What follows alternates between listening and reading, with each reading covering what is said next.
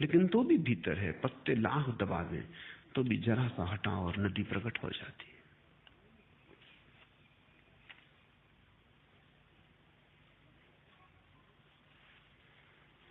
मैंने पूछा था कि है मंजिले मकसूद कहां, खिज्र ने राह बताई मुझे मैं खाने की। मैंने पूछा था कि जीवन का लक्ष्य मंजिले मकसूद कहां है, और मेरे गुरु ने मुझे राह बताई मैं खाने की। उसने कहा बेहोशी में, प्रेम में। मैंने पूछा था कि मंजिले मकसूद कहां है, मंजिले मकसूद कहां, खिज्र ने राह बताई मुझे मैं खाने की।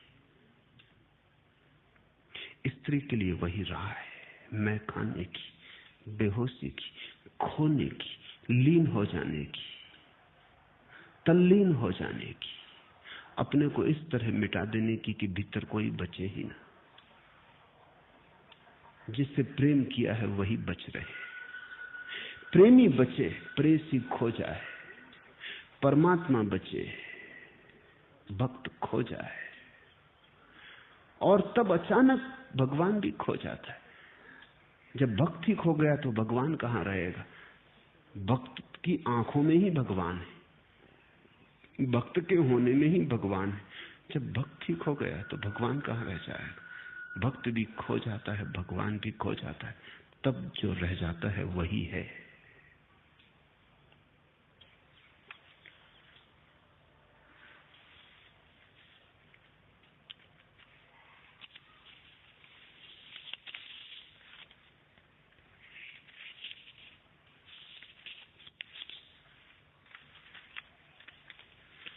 दूसरा प्रश्न, बुद्ध की मनोचिकित्सा और आज की पश्चिमी मनोचिकित्सा में क्या भेद है?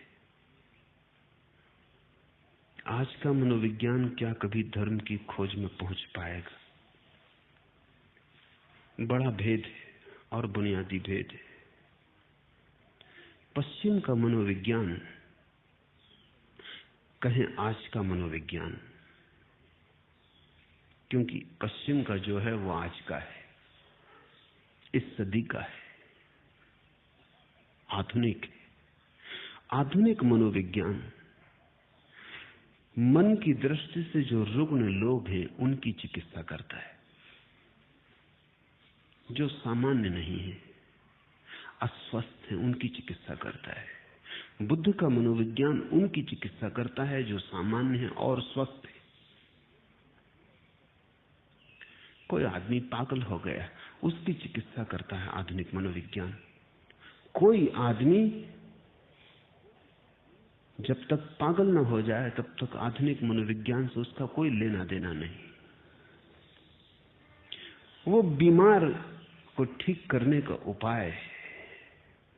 लेकिन बुद्ध के पास वे लोग जाते हैं जो पागल नहीं हैं, वर्णन अगर हम ठीक से समझे तो होश में भर गए हैं और अब पागल नहीं रहना चाहते, पागल नहीं होना चाहते, सामान्य है, स्वस्थ है। साधारण लोग भी उनकी दृष्टि से ज्यादा पागल हैं, जिनको जीवन का होश आ गया है, जिन्होंने जीवन की समझ पा ली। अब वो बुद्ध से कहते हैं अकेले स्वस्थ होने से क्या होगा, सत्य भी चाहिए। स्वस्थ होना काफी नहीं है, सत्य के बिना स्वास्थ्य का भी क्या करेंगे? तो स्वस्थ को और परम स्वास्थ्य की तरफ ले जाने की व्यवस्था है। अगर तुम डमाडोल हो गए हो सामान्य जीवन में, ठीक से दुकान नहीं कर पाते, ठीक से दफ्तर नहीं जा पाते, स्मृति कमजोर हो जाती है, चूक जाते हो, इस तरह की बातें अगर तुम्हारे जीवन में है तो आधुनिक मनोविज्ञान सहयोगी है। लेकिन सब ठीक चल रहा है, कोई गड़बड़ नहीं है। और जब सब ठीक चलता है और कोई गड़बड़ नहीं मालूम होती, तभी अचानक तुम्हें पता चलता है ये सब भी ठीक चलता रहा तो मौत में समाप्त हो जाएगा। ये सब ठीक भी चलता रहा तो जाऊंगा कहां, पहुंचूंगा कहां? ये सब ठीक भी है तो भी मौत आ रही है। ये सब ठीक भी है तो भी मैं मरा जा रहा हूं, मिटा जा रहा हूं।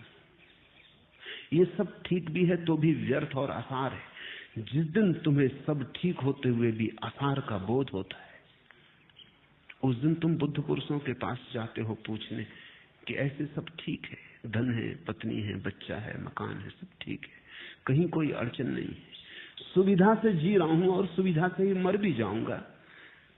लेकिन क्या सुविधा से जीना और सुविधा से मर जाना ही मंजिले मकसूद है? क्या यही लक्ष्य है जीवन का? इतना काफी है क्या कि सुविधा से जी लूं और सुविधा से मर जाऊं? सुविधा काफी है?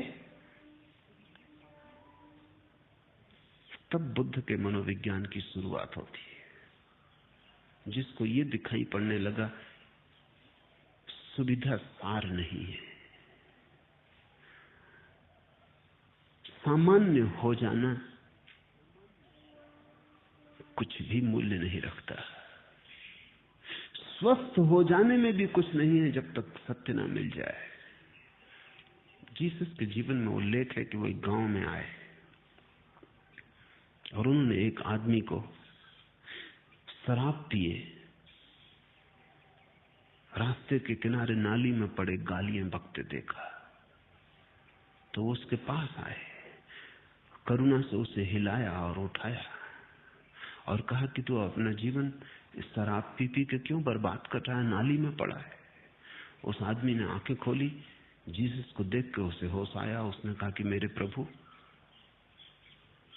मैं तो रुग्ण था, खाट भी नहीं छोड़ सकता था, तुम्ही ने छू के मुझे ठीक किया था, अब मैं ठीक हो गया, अब इस स्वास्थ्य का क्या करूं? मुझे तो बस शराब पीने के सिवा कुछ सूझता नहीं, मैंने तो कभी पी भी न थी, मैं तो खाट पे पड़ा था, इस शराब घर तक भी नहीं आ सकता था, तुम्हारी ही कृपा से। जीसस सोचने लगे कि मेरी कृपा का ये परिणाम हुआ है। वो उदास आगे बढ़े। उन्होंने एक आदमी को एक वेश्या के पीछे भागते देखा, उसे पकड़ा और कहा कि आंखें इसलिए नहीं परमात्मा ने दी है, ये क्यों वासना के पीछे भागा जा रहा है, किस पागलपन में दौड़ रहा है?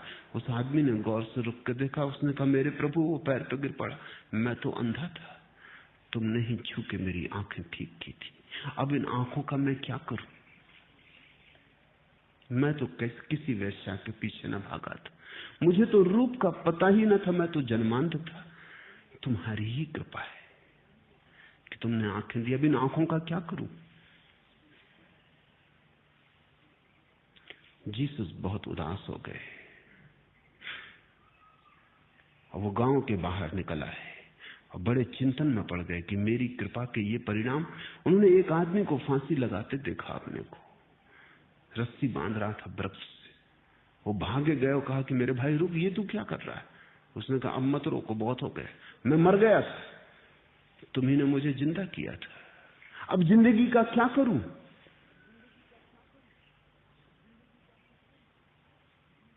ये तुम्हारी ही कृपा का कष्ट न भोग रहा हूं, अब बहुत हो गया, अब मत रोकना, और मर जाऊं तो मुझे जिलाना मत। तुम कहां से आ गए? और मैं किसी तरह तो इंतजाम करके अपना मरने की व्यवस्था कर रहा हूं, पहले भी मर चुका था।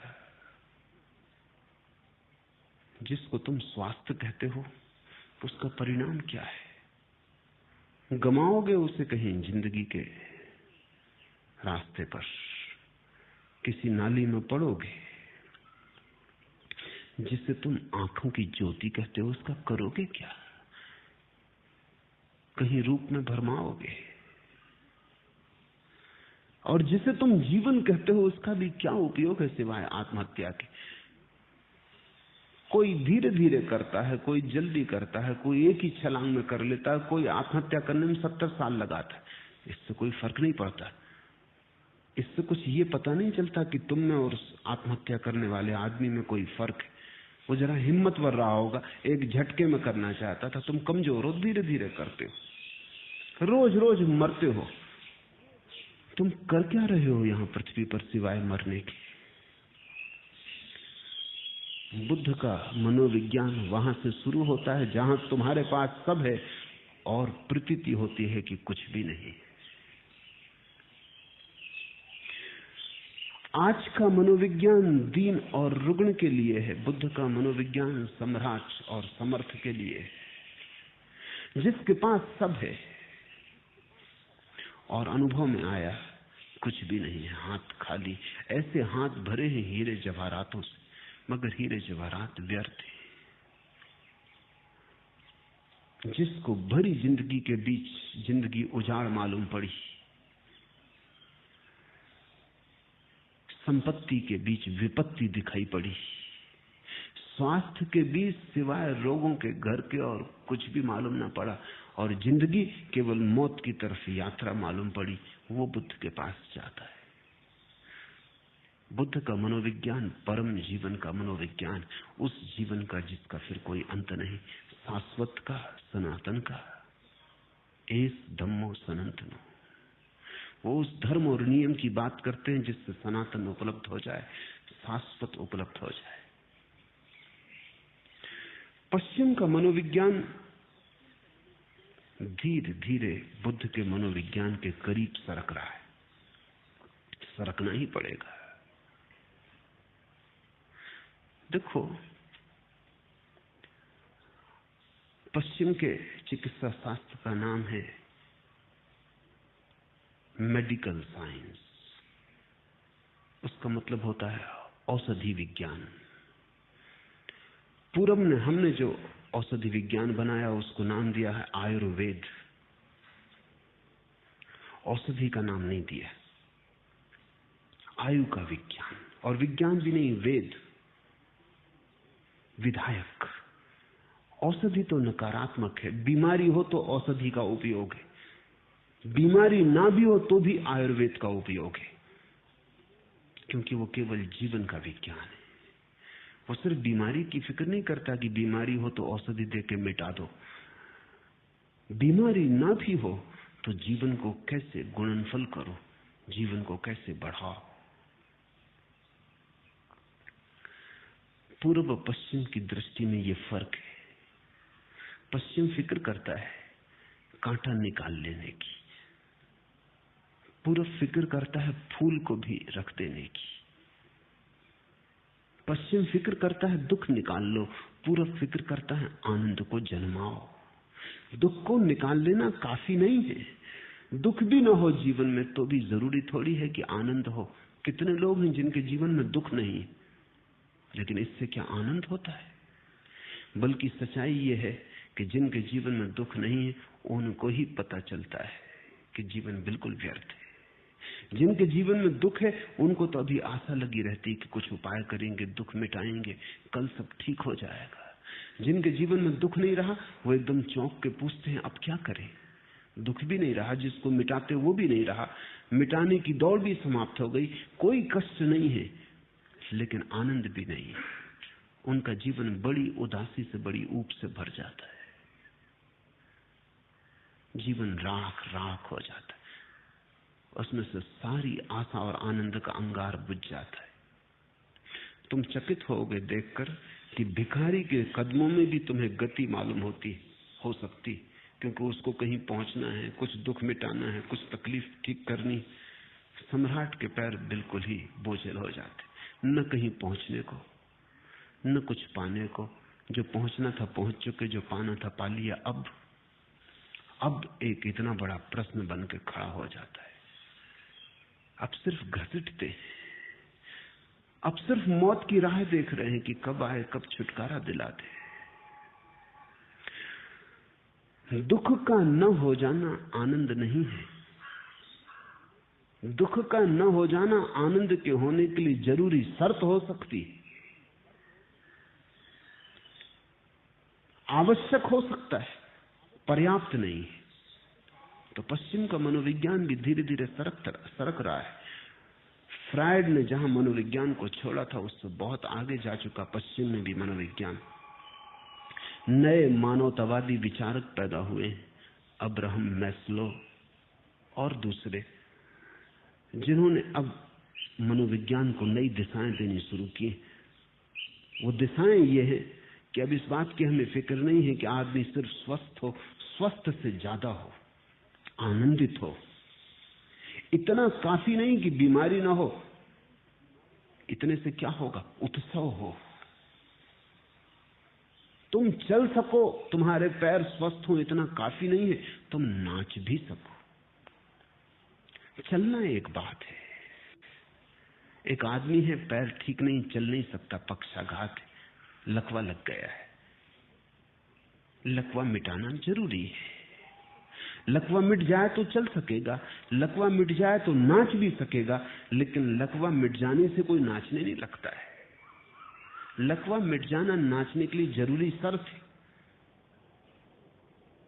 काफी नहीं है। कितने लोग हैं जिनको लकवा नहीं, लेकिन वो नाचते दिखाई नहीं पड़ते। नाचने के लिए कुछ भीतर संपदा का अनुभव चाहिए। नाचने के लिए भीतर कोई किरण उतरे, कोई गीत उतरे, कोई धुन उतरे, जीवन को कोई सुराग मिले, रहस्य का झलक मिले परमात्मा की, तो कोई नाच सकता है। धीरे धीरे पश्चिम का मनोविज्ञान सरक रहा है, सरकना ही पड़ेगा, क्योंकि बीमार तो बहुत थोड़े लोग हैं। बहुत लोग स्वस्थ हैं और फिर भी उनके जीवन में कोई आनंद नहीं, उनकी भी चिंता करनी पड़ेगी। लंगड़े लूलों को ही ठीक नहीं करना, नहीं तो काम बड़ा आसान था। जो लंगड़े लूले नहीं हैं उनको नाच भी देना है, और काम बड़ा कठिन। लेकिन जब पहला कदम उठ जाए तो दूसरा कदम भी उठना शुरू हो जाता है। पहला कदम है, कोई आदमी नया बगीचा लगाता है तो घास पात को उखाड़ता है, व्यर्थ के पौधे झाड़ी झंखाड़ को अलग करता है, जमीन खोद के बदलता है, जड़ें निकाल के फेंकता है। ये जरूरी है, लेकिन बस इतने पर ही रुक जाए तो फूल नहीं आ जाते। फिर बीज बोने पड़ते हैं, फिर पानी सींचना पड़ता है, फिर रखवाली करनी पड़ती है, फिर हजार बाधाएं हैं, उनसे लड़ना पड़ता है। तो एक आदमी को जीवन में सुविधा मिल जाए, स्वास्थ्य मिल जाए, रहने का अच्छा मकान मिल जाए, रोटी रोजी मकान का इंतजाम हो जाए, इतने से तो केवल बगीचे की तैयारी हुई थी।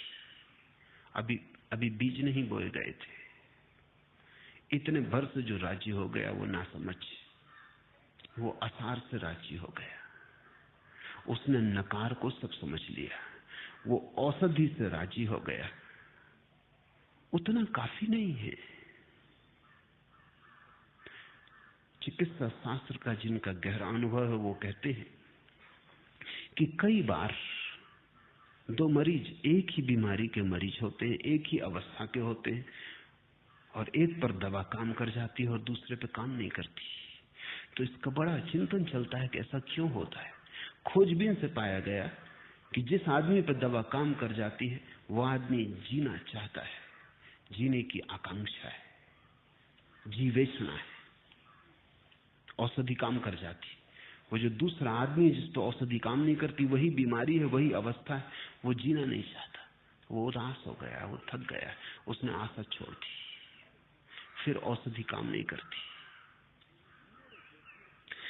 मेरे देखे जो लोग मन से रुग्ण हैं वे वही लोग हैं जिनको जीवन में सुख का कोई सुराग नहीं मिला और उन्होंने आशा छोड़ दी, वो हताश हो गए। उनको तुम खींचतान के खड़ा भी कर दो तो भी नचा ना सकोगे।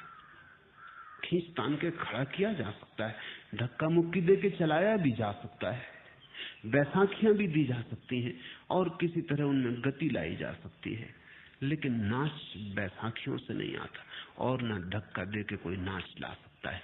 नाच तो उनके अंतर्ग्रह में उतरे, कोई द्वार खुले, कोई झरोखा खुले, भीतर नई रोशनी आए, नई हवा आए, परमात्मा उनके भीतर पुनर्जन्म ले। तभी पूरब में हमने आनंद का विज्ञान निर्मित किया है, पश्चिम का विज्ञान केवल दुख से कैसे छुटकारा हो। इसलिए पश्चिम में दुख से छुटकारा हो भी गया और लोग बड़े बेचैन हो गए, सुख आता दिखाई नहीं पड़ता। इसलिए पश्चिम का मनोविज्ञान एक एक कदम आगे बढ़ रहा है, और आज नहीं कल बुद्धों के मनोविज्ञान से उसका संबंध जुड़ जाएगा।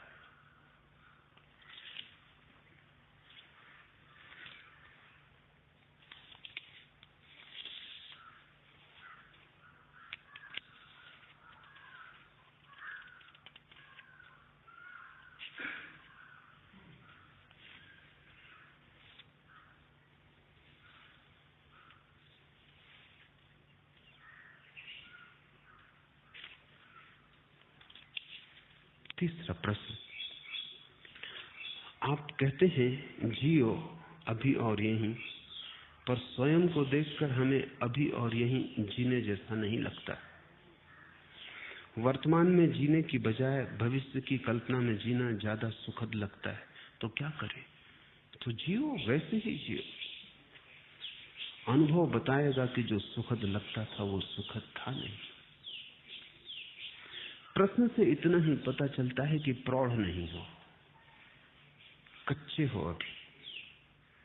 अभी जीवन ने पकाया नहीं, अभी मिट्टी के कच्चे घड़े हो, वर्षा आएगी बह जाओगे। अभी जीवन की आग ने पकाया नहीं, क्योंकि जीवन की आग जिसको भी पका देती है उसको ये साफ हो जाता है। क्या साफ हो जाता है?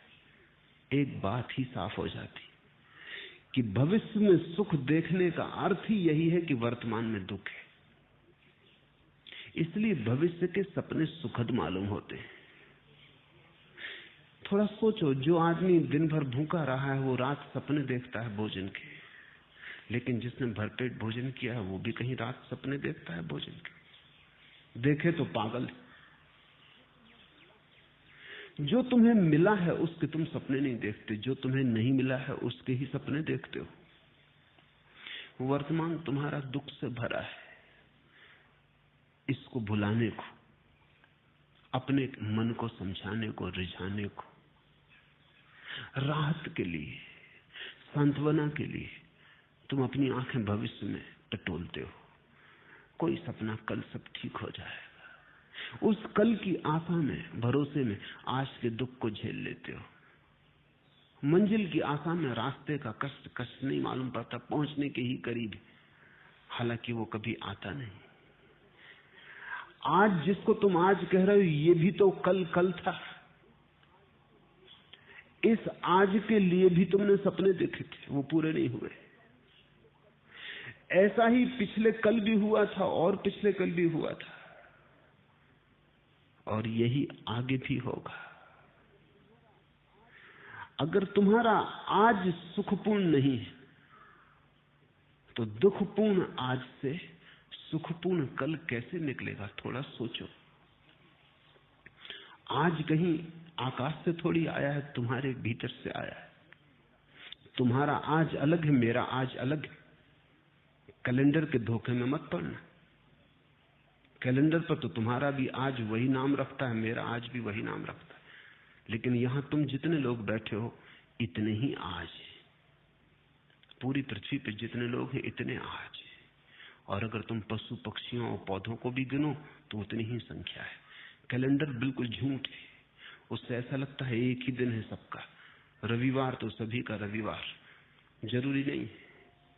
किसी की जिंदगी में सूरज उगा हो तो रविवार, और किसी की जिंदगी में अंधेरा हो तो कैसा रविवार।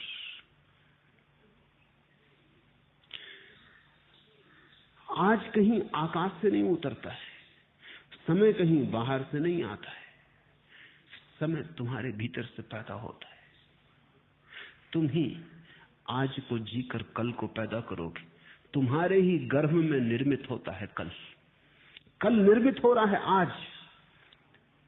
और इसलिए मैं कहता हूं आज और अभी जी लो, और इतने आनंद से जियो, ऐसे भरपूर जियो कि जो तुम्हारे गर्भ में निर्मित हो रहा है वो भी रूपांतरित हो जाए, वो तुम्हारे आनंद को पकड़ ले। अगर आज तुम दुख में जी रहे हो, कल की आशा कर रहे हो सुख की, आशा से पैदा नहीं होगा कल। कल तो तुमसे पैदा होगा। तुम जैसे जी रहे हो उससे पैदा होगा, तुम्हारे अस्तित्व से पैदा होगा, तुम्हारे सपनों से नहीं। समझो, एक माँ बीमार है और उसके गर्भ में एक बेटा है। और रुग्ण है और शरीर जराजीर्ण है।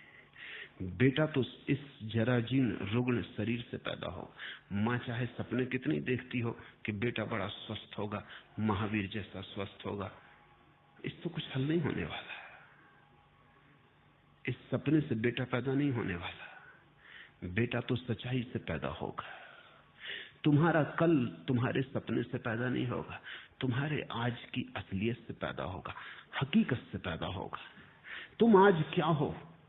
अगर तुम नाच रहे हो तो तुमने आने वाले कल के लिए नाच दे दिया। अगर तुम प्रमुदित हो, प्रफुल्लित हो, तो कल का फूल खिलने ही लगा, क्योंकि जिस फूल को कल खिलना है उसकी कली आज ही तैयार हो रही।